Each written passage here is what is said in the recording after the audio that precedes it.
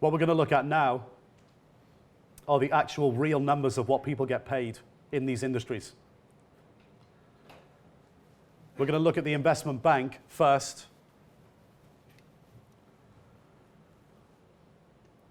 But we're also going to focus on some of the things that you wouldn't expect occur if you haven't worked for one of these companies before. Because there's a lot of things that you get given in your contracts which you don't know occurs at this time. But you're applying for it. And you need to know what you're applying for. These are the things that they'll never tell you. So first things first, what are you all really applying for? The job that you're applying for is the financial analyst at the investment bank. There'll be 10,000 of you applying for each trading position. 15 years ago, the ratio was about 2 to 3,000 to 1. So let's get this out the way first. Why has the ratio gone up? We've gone over one of the reasons why. Less jobs available. If everything's down 80%, the number of humans on the desk is down 80%. There's less jobs available. But there's another reason why. Can anyone guess? That's to do with the demand side of the labor market. What about the supply side?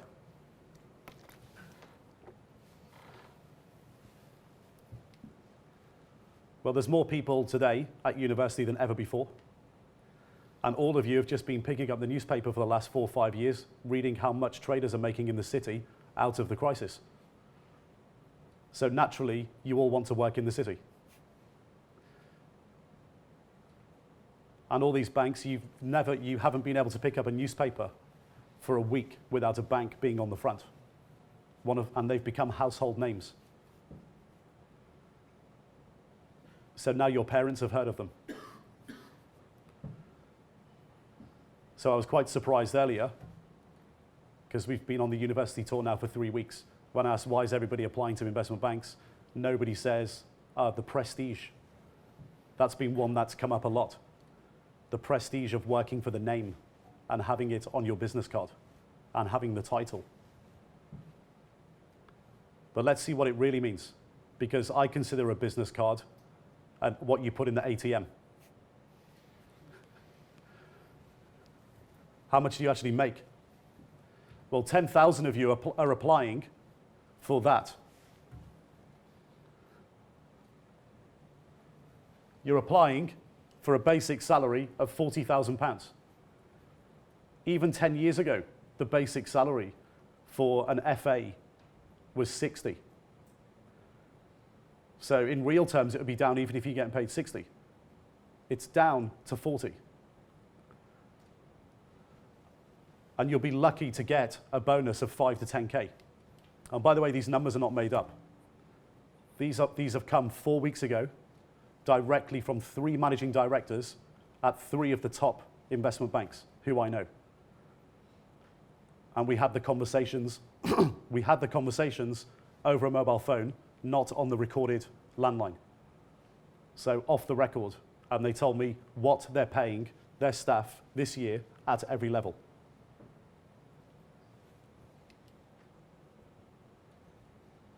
That's what a financial analyst gets paid. 40 plus a bonus of 5 to 10. We'll come back to that in a second. I want you to focus on the word in brackets next to financial analyst. Contractor. 10,000 of you are not applying for a full-time job. It's a part-time contract. So if you're the guy that gets the contract, it gets sent to you in the post. If you're that one out of the 10,000, it'll get sent to you in the post. On the first couple of pages, it'll say this contract expires in 2 years. You've got a 2-year contract. You're not working for the company full-time. So you're a 2-year contractor on 40K plus 5 to 10K bonus. That's one of the things they don't tell you. So you'll be put through an interview process of 20, 30, 40 interviews, and then you'll feel really lucky to get the contract at the end, and you'll just sign it. But the reality is it's a 2-year contract. Let's go back to the numbers. So a gross salary of 50K. Can you live in central London on a gross salary of 50K? Because you will have to live in central London, by the way, because you've got to be in the office at 6. So try commuting from outside London to get in for 6. You haven't got a chance. So you have to live in central London. Can you live in central London on 50K?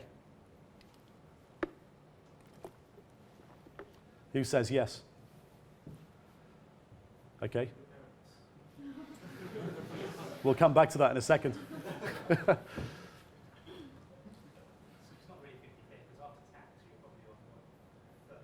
Yeah, we're going to come back to that as well. We'll look at the gross numbers first. So gross salary of 50K. Can you actually live in central London? So one person says yes if you're living with your parents. Who says no?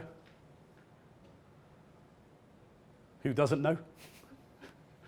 Okay, the answer is absolutely no. You can't. You'll be living month to month.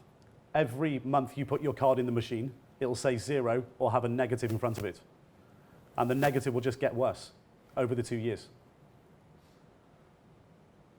You can't live on that money in central London. You'll live an awful life. Awful life. If you go to an investment bank now and get paid that as a financial analyst contractor, yeah, you're either after 2 years going to be more in debt than you were at university, or if you're living off your parents, they're sponsoring your hobby job. It's the truth. You can't live on that money. There's no doubt about it, you'll be flat sharing, so it'll be like you haven't even left university.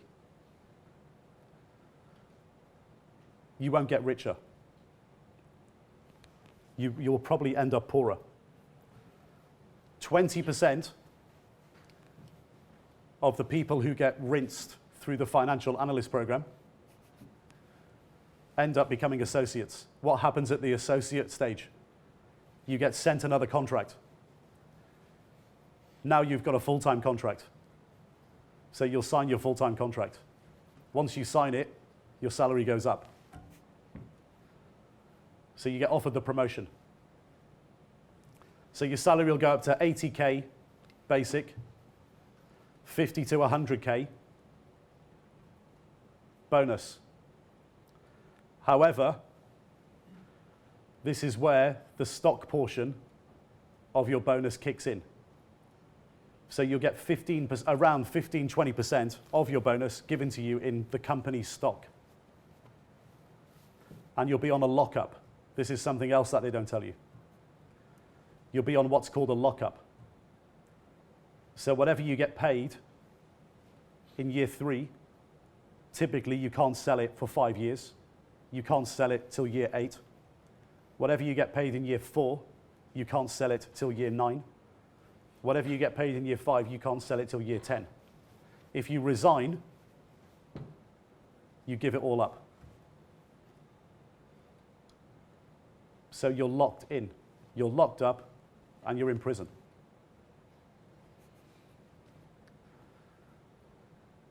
That's why it's called a lockup. Pretty obvious. You'll spend 3 to 5 years as an associate, 3 if you're lucky. And then you'll get to vice president, executive director level, where you'll go to 200K basic and bonus of about 125K. The portion that you get paid in your bonus in stock goes up the more senior you are. So you get more locked in.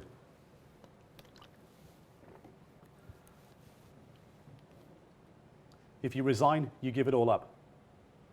The vast majority of people who actually end up getting to that stage spend the rest of their careers at that level. Only a small minority get to junior MD or senior MD. Let's go back to associate. So you've now spent 2-3 years as a financial analyst contractor. You've been promoted.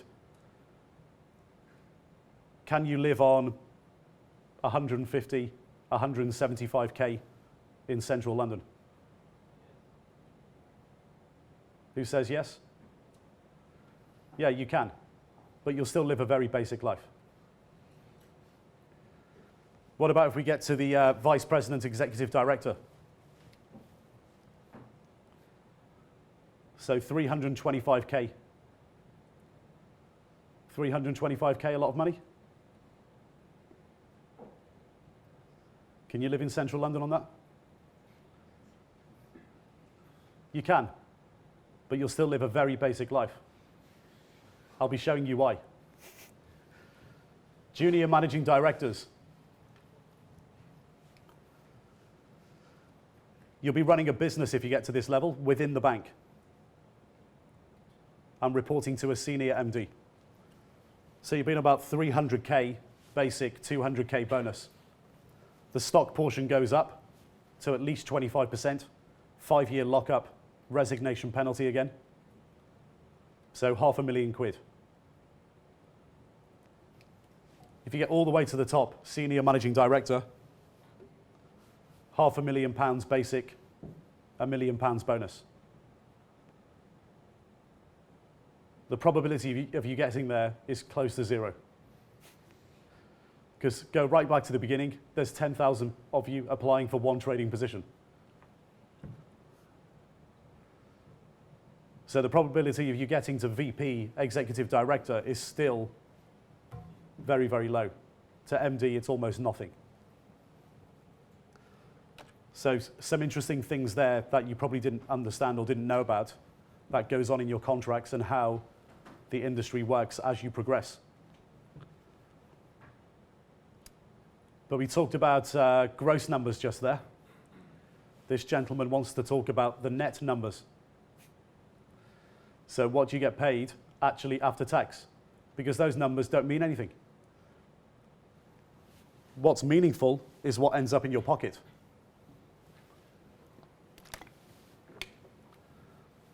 And if you're in the United States, you'll pay government and local tax. In the UK, you're going to pay your income tax, government tax, and you'll pay your national insurance contributions. It doesn't matter what it's called. If the government takes it, it's a tax. So if you receive your payslip and it says, as the company, we wanted to pay this person £300,000, but we have to pay him 150, and 150 goes to the government. What ends up in your pocket is 150. If the government's taken it, it doesn't matter what it's called. It's a tax.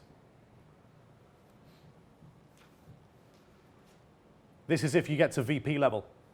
So this will be after 6 to 8 years. Your basic of 200 becomes 100, £8,300 a month. Your bonus, 20% of it, goes on stock that you don't get and you can't sell for 5 years. And you might not ever get it, because if you resign or you're fired for gross misconduct, you'll never get it. So you can't consider it real wealth until you've actually got it. Oh, the other thing that might happen is the stock might go to zero. So in 2007, beginning of the year, managing directors at Bear Stearns were worth $25 million on paper. By the middle of the year, they were worth nothing. So you can't really count it as real wealth until you get it. So after the 20%'s gone, after tax, what do you end up with in your bank account at the end of the year? 50K. So you've got £8,300 a month cash flow, and at the end of the year, you get a deposit of 50K into your bank account. Can you live on that money in central London?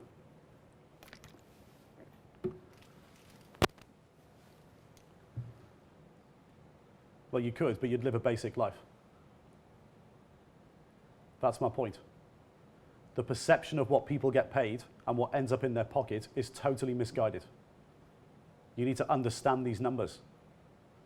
If you're going to give up the best years of your life, your 20s, to get up in the dark and go home in the dark and sit all day at a computer staring at algorithms for 10 years, you need to understand what you're going to be compensated to do that. That's your compensation after 6 to 8 years. That's what guys at investment banks get paid now at VP and ED level.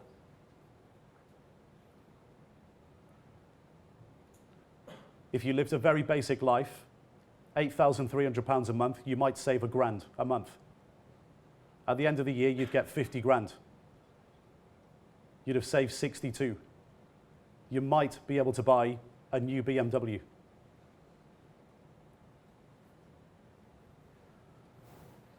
Treat yourself. You won't get much opportunity to drive it because you'll be at the desk 70 hours a week, Monday to Friday.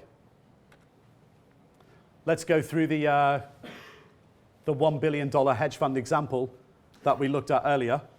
So just to refresh the memory, the $1 billion slide.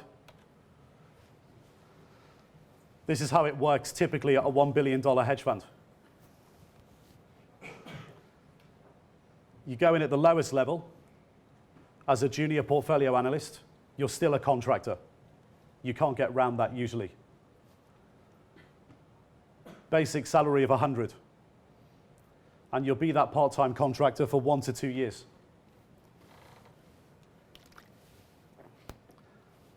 How many applications do you think there'll be for every junior portfolio analyst in the hedge fund industry?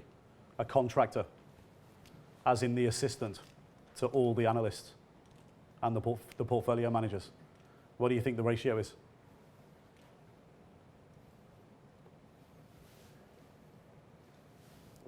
Higher than investment banks or lower? Well, judging by the sample of this room, yes. It's much lower. You're probably looking at 100 to 200 applications because no one's ever heard of them. They're not in the media. They don't advertise themselves. Your parents have not heard of them, so they're not impressed by them.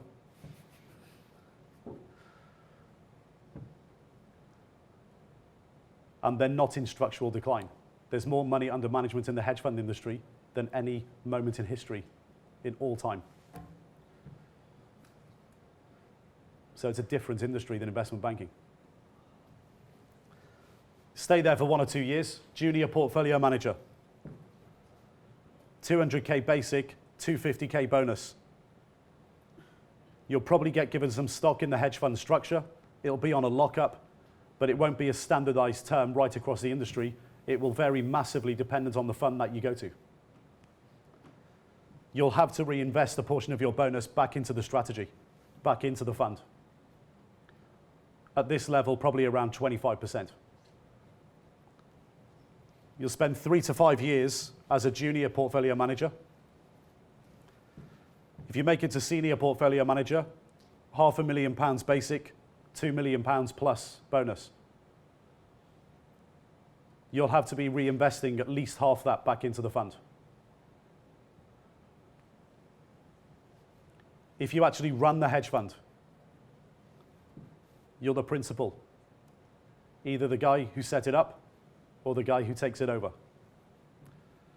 You're limited but to your assets under management. So the sky is not the limit. You pay yourself what you want.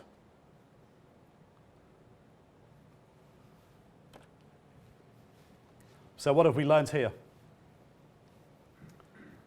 Compensation metrics for professional traders at investment banks and hedge funds. This is the reality of it, and you just have to deal with the reality of the market that you've inherited. If you go to an investment bank these days, you're probably going to end up working 6 to 8 years before you start receiving bonuses where you get a net 50K into your bank account at the end of the year. And that's due to structural decline and a massive increase in the supply of labor. also due to regulation, but that's part of the structural decline. That's even if you make it to VP, executive director level. So what you'll end up actually doing is spending those 6 or 8 years, 60, 70 hours a week, kissing your boss's ass. Because the only way to get a pay increase is to kiss their ass so you get promoted and go into the next pay grade. You're on a corporate ladder. Your bonuses are not variable. They're fixed these days. So that's what you're applying for in terms of compensation. But there's other consequences. Your training and trading education at an investment bank will be substandard, and it'll be well below your expectations. Because what's left is the dead weight. It's all the crap from the last business cycle that can't leave. They're all locked in. They can't get out, and they're all living month to month. And it's very obvious that hedge funds, from looking at that, offer more career upside and flexibility if you want to become a professional trader. The talented professionals are sending you the very strong message, because they've left the investment banking side, that you have to trade with your own money. Or you have to go to a hedge fund. It's the same thing, because they're trading with their own money in the hedge fund. All we've looked at so far is the gross number and then the net number after tax. What we're going to do now is have a look at the opportunity cost and the real numbers after inflation of a 10-year career.